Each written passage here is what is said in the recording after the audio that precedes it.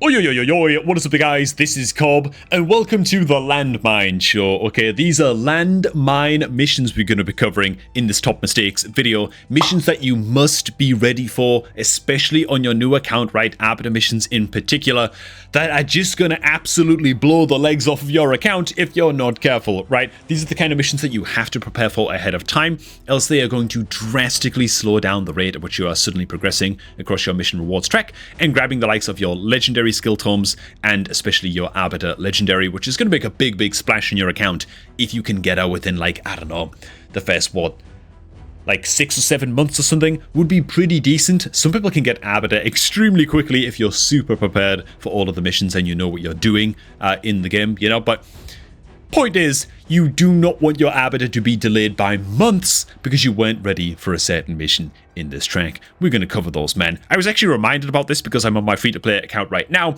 and I saw that towards the end of the Part 2 missions, you get your first fusion mission come up, which is to fuse Justicia, who is actually a component champion required for Relic Keeper. This is actually Justicia right here. And as you can see, you can start to prepare for this guy ahead of time with all of these campaign farmable champions, right?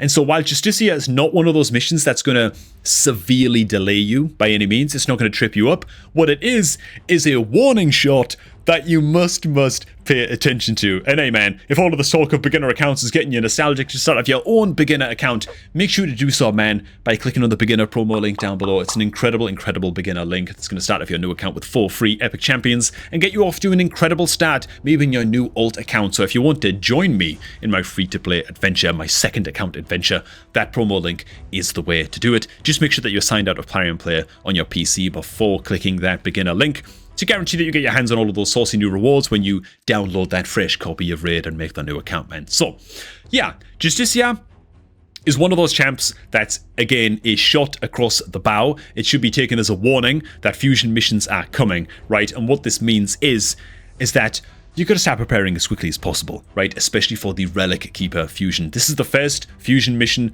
that could trip you up if you don't take the Justicia fusion seriously and you don't take this as a hint that more is coming down the line, okay? So the Justicia fusion, again, you can farm all of these rare champions from campaign to fuse your Justicia, to be ready for the Relic Keeper mission when that one eventually comes down the line. All of these champions over here, you can also farm from campaign stages, right?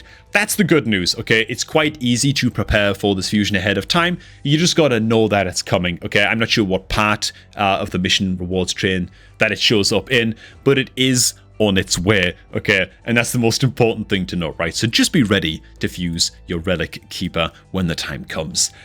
Next up, I would also throw another shot, another warning shot out there that the Rajan fusion is another one of those required fusions. This one is much harder to kind of get done. There's a lot more rares that you've got to farm up as well in order to get this done. They're all quite accessible. You might end up collecting a lot of these from just pulling your mystery shards over time. You will not have to worry too much about the Rajan fusion until the Romantu missions, which means that Rajan is not part of the Arbiter missions chain. You don't have to worry about Rajan super early on, but if you are able to collect up these fusion champions and get like 1 or 2 of the epics ready at least before you finish your Arbiter missions, then you're in a great spot and you're not going to have to worry too much about it. But just remember that it is coming down the pipeline and to be prepared for it. Else, yeah, it's gonna freeze your progress on your Romantu missions probably by, you know, something in the order of months. If you're not careful. So yeah, Rajan and Relic Keeper, 2 fusions to be ready for. The next set of missions, I should say, that are going to massively trip you up if you are not ready for these are going to be the missions that require you to ascend champions, okay? There are a bunch of missions quite early on in the rewards track. I'm on one of them right now on my free-to-play account, which is ascend a champion up to level 5 of Ascension. Not that bad, okay? Not that big of a problem. Things get a little bit rough in the later stages of the Arbiter missions. We're on part 2 right now, as you can see. Once we're on the part 3 missions, you will encounter, I think it's 4 missions in total, if my notes are correct. 4 missions in total that will require you to ascend champions up to level 6 of Ascension. As you can see, these are not retroactive, and so you need to wait for the mission to come along before you ascend up a champion. I'm not suggesting that you actually just wait with all of your champs to ascend them up to like rank 5 or whatever, or rank 6. You know, maybe you just need to really get a banner on a champion and you want to do it early anyway. that can be fine, but just be ready, okay, to take new champions up to level 6 so that you can then max ascend them as you're getting into your part 3 missions right here, because there's going to be a lot to do. Additionally, it gets even more awkward in part 4 of your missions rewards track, where you're not just having to ascend up champions up to max, up to level 6, but you need to ascend up one champion to level 6 of every affinity, okay? Spirit champ, force, magic, and void, okay? And especially the void can be a huge problem, especially if you're like free to play or whatever, and you get to these missions, you might only have like a handful of void champions on your account. Some of them you might not want to take up to level 60 just to ascend them to get through a mission. You know what I'm saying? Just because they're a void champ doesn't mean that they're going to be like an auto 6-star on your account. You know what I'm saying? So it's kind of rough. Just be ready for those, man. Again, that's the part 4 missions in the Arbiter rewards track. One champion of every affinity to take up to 6 pink stars. It can be a massive pain if you're not ready for this when the time comes. And most importantly, they are not retroactive missions. You've got to be ready to pull the trigger on ascending those champs as you get the mission. Next up, we have got the notorious Great Hall mistakes, which feels like, honestly, the biggest kick in the nuts of all of the missions, and the biggest mistake that's gonna... Dude, this slowed me down from getting Arbiter by, like, I want to say about 50 days. One mission, dude. One mission to take one of my... Like, this is my free-to-play account, obviously, but one mission to take one of your nodes in your Great Hall up to rank 10. It takes forever if you're not ready for this. If you're farming this up from scratch, it takes so long, dude. It takes so long. Now, again, I should have took some warning shots from this, because there are Arbiter missions along the rewards track that are, level 1 of your Great Hall nodes, which will almost always be accuracy, by the way.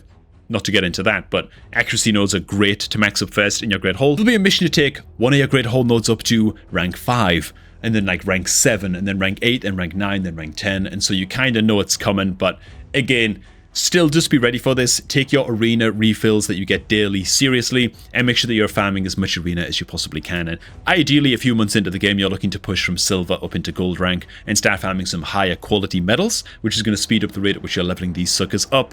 And do not let up on your daily arena grind, because yeah, these missions are coming down the pipeline to kick you square in the nuts, which is exactly what they're doing to me right now on my main account, because I'm up to the Romantu mission where I need to level 3 of my Great Hall nodes up to rank 10. I currently have one of them's at like rank 7, and I'm just so behind.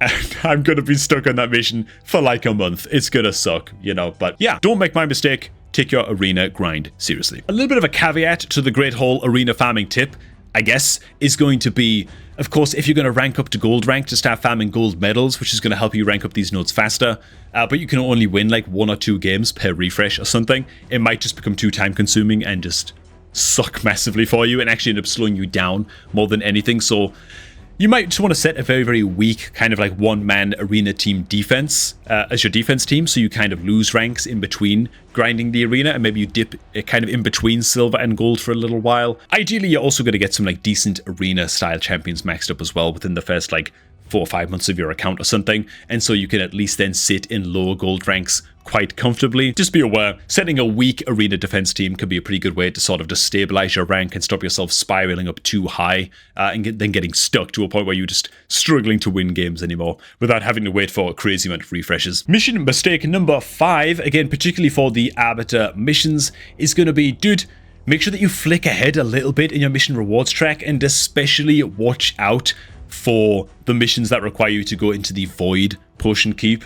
Because, oh my god, dude, the Void Potion Keep only opens up once a week, and if you miss the chance to get these missions done, for example, if I was on like this mission right here or whatever, I do this mission, I want to get all of these done and be ready for this on the Sunday, right? Every single Sunday, the Void Keep is going to open up. Just don't miss your chance to do your Void Potion Keeps in particular, otherwise you're going to be waiting 7 entire days for the Void Keep to open up again. That's just going to suck massively. That's kind of like a small one, but yeah, just make sure that you pay attention to these Void Pot missions in particular. Actually, sticking on the Great Hall for just a little bit, there are a few tips here that really need to be covered and are very important and are not obvious, not super obvious at least, to new players, and so we'll linger here for just a little while. The very last thing you want to do on your Great Hall is start leveling up nodes all over the place because you think, well, I can afford to buy like one of every node. That seems to be very, very like stat efficient for the metals that you're spending because it's very, very cheap. So I might as well just spread things out everywhere, and that's going to be great. The thing is, it is good for like 2 weeks or something, and then you realize that you've wasted a lot of metals into a lot of stats that are just not the best to go into right now, and you would have been better off just getting all of your accuracy nodes, right? Not including the void node, because you're just not going to have many void champions when you're starting out. But all of your accuracy nodes, take all these up to level 5, then pick one and take it up to level 10. That is going to be the best possible way that you can get this done. This is going to get you through those pesky missions that we've already touched on in the smoothest way possible, right? First of all. Secondly, accuracy is a useful stat on like 80% or like 85% of champions across Raid Shadow Legends. Almost all champions require accuracy in some way, shape, or form, unless it's a pure buff champion or a pure damage dealer champion with no use for accuracy at all. Then accuracy is useful on almost every champ in the game, and that's why we want to focus on accuracy first as our first node. You have to put some into attack, of course, for some challenges in the game, some of your early game challenges. Objectives and stuff like that, so that's why those are there, but accuracy is going to be your main focus. What you don't want to do is invest in things like I don't know, HP. Attack is actually very, very bad to invest in. The game just makes you do it in those early challenges, like we said, but attack is one of those stats. It's good on like what, only your nukers and only your attack based nukers, you know. So attack is actually extremely low priority, more than anything. So yeah, don't be wasting your metals in attack if you can help it. Generally, like HP and defense are going to take priority over attack. Some people would actually suggest going into crit damage because it's by far the best nuker stat in the game, and it helps all of your nukers regardless if they're like defense or HP or attack based. It doesn't matter, so crit damage can be great. Some people I've even heard say recommend resistance and just level resistance after the fact as well. And so, I don't know, dude. I don't know. All I know is that I'm probably going to be going accuracy and then probably like a mix of crit damage and defense on my account. I think that's probably what I'm going to be doing. What I will also say is that you never ever want to spend any of your medals in your Great Hall leveling anything until a clan versus clan tournament is live. Why? It's just free points. It's the only good time to spend your medals in your Great Hall, right? Is during your CVC. There is no other event in the game where you get any like free points for spending Great Hall medals in the game, and so you might as well wait for the CVC. And clan versus clan events come around once every 2 weeks, and so yeah, you might even want to wait once a month for the personal rewards clan versus clan to roll around to really maximize your points in the most important version of CVC, right? The personal rewards, clan versus clans, are very, very high priority indeed, and so on my main account, I personally don't spend anything in the Great Hall, spend any skill tomes or anything actually until personal rewards CVCs come by. So bear all of that in mind too. Now, the final thing that can really trip up and hinder your progress as a new player is frankly not mission related, but it's kind of like the ugly cousin or the ugly sister or whatever of missions, which is going to be your challenge progress. Dude, neglecting these early on is just going to be like the hugest headache in the world. You might as well get these farmed in like the earliest weeks possible of your account, particularly the likes of the champion and like dungeon, or rather the artifact style objectives. There are some early challenges in this game that require you to go back to normal mode K-Rock Castle and start farming like stage 3, looking for like a 4-star artifact piece, like a shield or whatever, that gives percentage health as a substat. There's like weird missions like that are going to exist early on, or weird challenges rather. Just do them early, man. Just do them early. You don't want to be having like a super developed account where you've ignored your missions and then you've got that slog fest of going back and very, very boringly having to slug your way through those challenges on like a later game account and starting to catch up on these. It sucks like crazy. Another big warning that I'll also throw out as well is that any of these artifact missions that are like, oh bro, I mean look at these, dude, equip a champion with a frost set, like what are we doing here, man? Like these missions are just weird. Anyways, a big warning is to not sell any of the artifacts that you farm for these artifact challenge missions, right? These artifact challenge missions are going to have you farming stuff like attack percentage main stat offense boots, you know, from Arnok sewers or whatever, you know, like it's going to have you farming some crap items. Don't sell them, right? Hold on to them until you get to the champion challenges that then say, now it's time to equip a champion. Equip one of your attack-based champions in 3 pieces of offense gear that give attack percentage main stat. And it's like, if you've sold them, you've got to then go back and find some attack percentage boots again from Sewers of Ardok, and it sucks, okay? So, yeah, it's a double whammy. It's a double whammy, okay? Do these artifact challenges nice and early on your new account, and make sure that you save and hold on to those garbage artifacts that it gets you to hold on to and gets you to farm for, I think it's the champion challenges, or maybe it's an artifact challenge actually, but either way, it's one of them. You're going to have to equip those artifacts on a champion.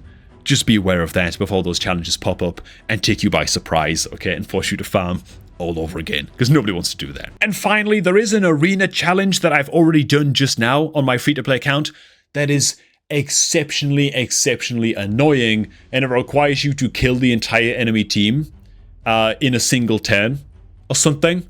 And I think what that actually means is just one-shot their entire team with one skill from your nuka. I'd say just pay attention to getting that one done early as well. If not, you can end up in a little bit of like MMR limbo, where you get like stuck in silver rank and suddenly it's quite hard to get that mission done.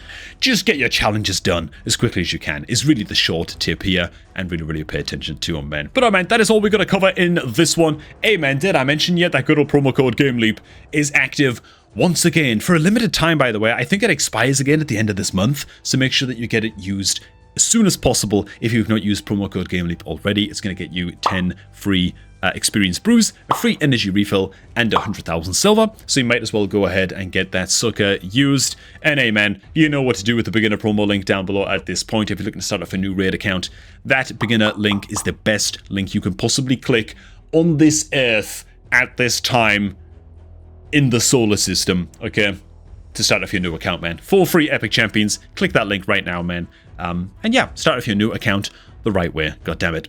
All right, hope that some of these tips and warnings have saved you a little bit of time. Thanks for watching, and I'm going to catch all of y'all just a tad bit later, man.